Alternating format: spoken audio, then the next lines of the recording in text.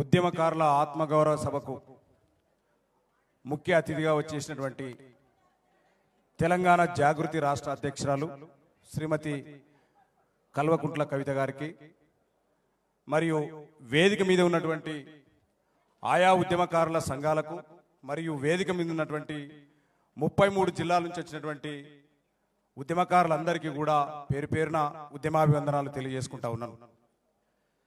చాలా సంతోషం.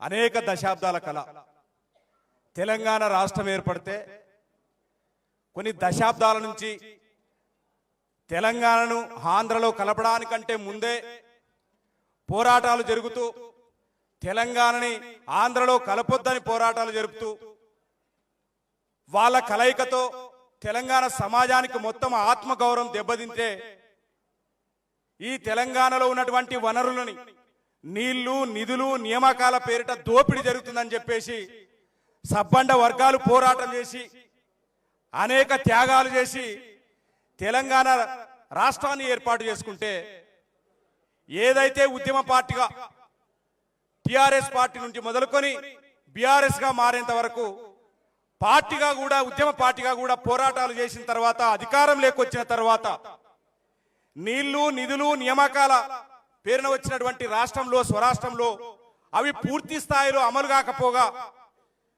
అనేక త్యాగాలు చేసి రాష్ట్రాన్ని తెచ్చుకున్నటువంటి ఉద్యమకారులు మాత్రం ఇప్పటికీ కూడా వాళ్ళ ఆత్మగౌరవం దెబ్బతింటుందని చెప్పేసి ఏ రాష్ట్రం కోసం అయితే కలగన్నారో ఆ రాష్ట్రం దిశగా ఆ యొక్క అమరుల యొక్క ఆశయాలను వారి యొక్క ఆ స్ఫూర్తిని మనం ముందుకు తీసుకెళ్లలేదని చెప్పేసి బీఆర్ఎస్ పార్టీలో ఉన్నప్పటి నుంచి కూడా ఆనాటి టీఆర్ఎస్ నుంచి నేటి బీఆర్ఎస్ గా మారిన పార్టీలో ఉద్యమ పార్టీగా నుంచి మొదలుకొని అధికారంలోకి వచ్చిన తర్వాత కూడా లేదు మనం ఎందుకోసమైతే తెలంగాణను తెచ్చుకున్నామో ఆ తెలంగాణ పూర్తి స్థాయిలో రాలేదు,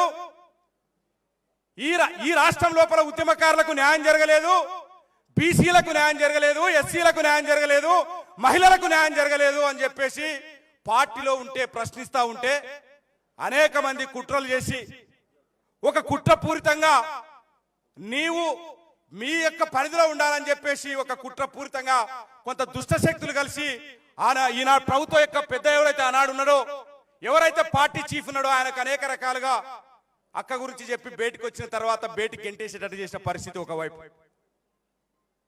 మరి ఇప్పుడు కాంగ్రెస్ పార్టీ అధికారంలోకి రాకముందు రేవంత్ రెడ్డి గారు ఏనాడు కూడా ఉద్యమంలో పాల్గొనకపోగా ఆనాడు జరుగుతున్నటువంటి ఉద్యమాన్ని అనేక రకాలుగా అవహేళన చేసినటువంటి పరిస్థితి.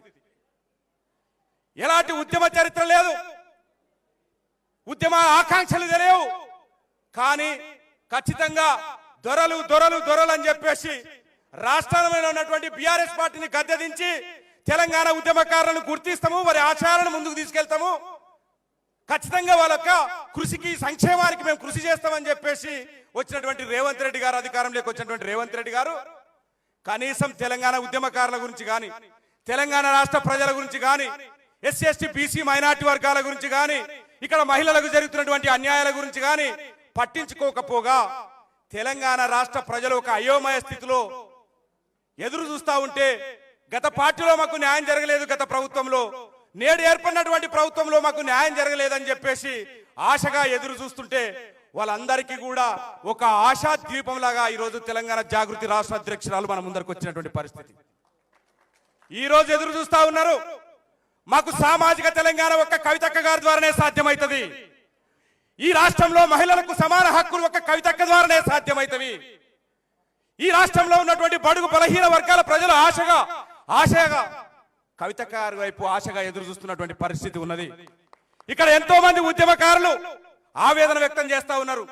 మేము పోరాడినాం, మా కుటుంబాలు రోడ్డున పడినాయి, మమ్మల్ని గుర్తించలేదు, కనీసం మాకు గుర్తింపు కార్డులు ఇవ్వలేదు, ఏదైతే అనేక హామీలు ఇచ్చినారో మమ్మల్ని చూసుకుంటామని చెప్పేసి మా బాగోగులు చూసుకుంటామని చెప్పేసి హామీలు ఇస్తే మేము ఈ రోజు 3 పూటలకి తిండి లేని పరిస్థితి, అనారోగ్యాల పాలైతే హాస్పిటల్లో చూపించుకోలేని పరిస్థితి, మా పిల్లలకు విద్యను అందించలేని పరిస్థితి ఉన్నది.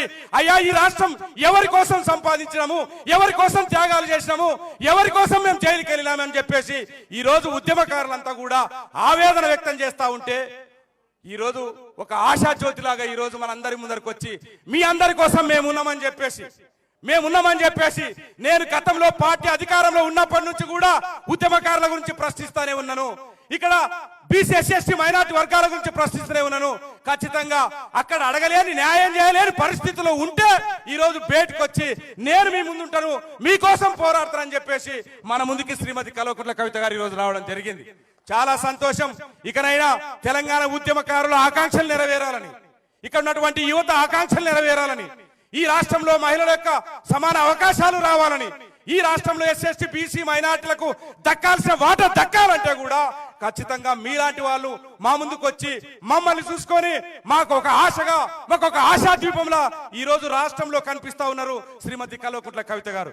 కాబట్టి ఈ సందర్భంగా ఇక్కడ వచ్చినటువంటి ఉద్యమకారులకు అందరికీ ఒకటే తెలియజేస్తా ఉన్నాను, ఒకసారి ఆలోచన చేయండి. గత ప్రభుత్వం కూడా చేయాల్సిన స్థాయిలో చేయకపోగా ఉద్యమకారులను కూడా అవమానకరించినటువంటి మాట చాలా నగ్న సత్యం, అది ఒప్పుకోవాల్సిందే. వాస్తవం ఇది. ఎందుకోసం అంటే ఒకవేళ ఆనాడు పార్టీలో ఉండు అనేక రకాలుగా చెప్పినా కూడా, ప్రభుత్వంలో ఉన్న చెప్పినా కూడా పట్టించుకోకుండా ఈ రోజు ఈ దుస్థితి వచ్చింది. ఎవరైతే ఈనాడు అధికారం లేకొచ్చినారో, రేవంత్ రెడ్డి గారు అధికారం లేకొచ్చి కనీసం తెలంగాణ అసలు ఉద్యమ సోయేదైనటువంటి ముఖ్యమంత్రి ఈ రోజు మన నెత్తి మీద ఉన్నాడంటే మేము ఒక పాలమూరు బిడ్డగా మేము సిగ్గుపడతా ఉన్నాం. కేవలం పూతుల పురాణం తప్ప ఎట్లాంటి రాష్ట్ర అభివృద్ధి కానీ ప్రజల సంక్షేమం గురించి కానీ కనీసం కూడా ఒక ఆ స్థాయిలో ఉంటూ, ఒక ముఖ్యమంత్రి స్థాయిలో ఉంటూ కనీస విలువలు పాటించకుండా ఆనాడు ఉద్యమకారులైనటువంటి హేళన చేసినటువంటి వ్యక్తి ఈ రోజు తన నిజ స్వరూపాన్ని చూపించుకుంటున్న పరిస్థితి కనిపిస్తా ఉన్నది. ఇట్లాంటి పరిస్థితుల్లో తెలంగాణ రాష్ట్ర ప్రజలు అయోమయం ఉన్నటువంటి పరిస్థితుల్లో ఇకనైనా మా బతుకులు బాగుపడతాయా అని ఆశగా ఎదురు చూస్తున్నటువంటి సందర్భంలో మీరు ఒక ఆశా ద్వీపం లాగా ఈ రోజు తెలంగాణ రాష్ట్రం ముందుకు వచ్చినారు. మీ వైపు ఖచ్చితంగా తెలంగాణ జాగృతి వైపు అందరూ కూడా ఎస్సీ ఎస్టీ బీసీ మైనార్టీ వర్గాలు, పేద వర్గాలు, యువత, మహిళలు అందరూ కూడా మీ వైపు ఆశగా ఎదురు చూస్తున్నారక్క. మీరు కదలి రావాలా, వీళ్ళందరి ఆశయాలను ముందుకు తీసుకెళ్లాలా. ఏ రాష్ట్రాన్ని అయితే తెలంగాణ అమరవీరులు వాళ్ళ యొక్క ప్రాణాలను త్యాగం చేసి రాష్ట్రాన్ని సాధించినారో వాళ్ళ ఆశయాలను స్ఫూర్తిగా తీసుకొని మీరు ముందుకు తీసుకెళ్తారనే నమ్మకము రోజు రోజు తెలంగాణ రాష్ట్రంలో బలపడతా ఉంది, యువతలో బలపడతా ఉన్నది. మహిళలు ఆశగా ఎదురు చూస్తా ఉన్నారు, యువత మాకు ఉపాధి కల్పిస్తారని ఆశగా ఎదురు చూస్తున్నారు, ఉద్యమకారులు ఆశగా ఎదురు చూస్తున్నారు. ఈ రోజు ఫిబ్రవరి 12న తెలంగాణ రాష్ట్ర చరిత్రలో ఒక మైలురాయిగా నిలవబోతుంది భవిష్యత్తులో. ఖచ్చితంగా ఎందుకోసం అంటే రాష్ట్రం ఏర్పడిన తర్వాత కూడా, ఇన్ని సంవత్సరాల తర్వాత కూడా ఉద్యమకారులకు దక్కాల్సినటువంటి ఆత్మగౌరవం దక్కలేదని, తెలంగాణ రాష్ట్ర ప్రజలకు దక్కాల్సిన ఆత్మగౌరవం దక్కలేదని ఈ రోజు ఆ ఆత్మగౌరవాన్ని సాధించడానికి నడుము కట్టినటువంటి కవితక్క గారికి తెలంగాణ రాష్ట్ర ప్రజలందరూ కూడా స్వాగతం పలకాల్సిందే. అక్క అడుగులో అడుగై మనం అందరం నడవాల్సిందే అని ఈ సందర్భంగా తెలియజేస్తూ ఈ అవకాశం మీ అందరికీ పేరు పేరున ధన్యవాదాలు తెలియజేసుకుంటున్నాను. జై Telangana. Subscribe us and press the bell icon for more interesting updates.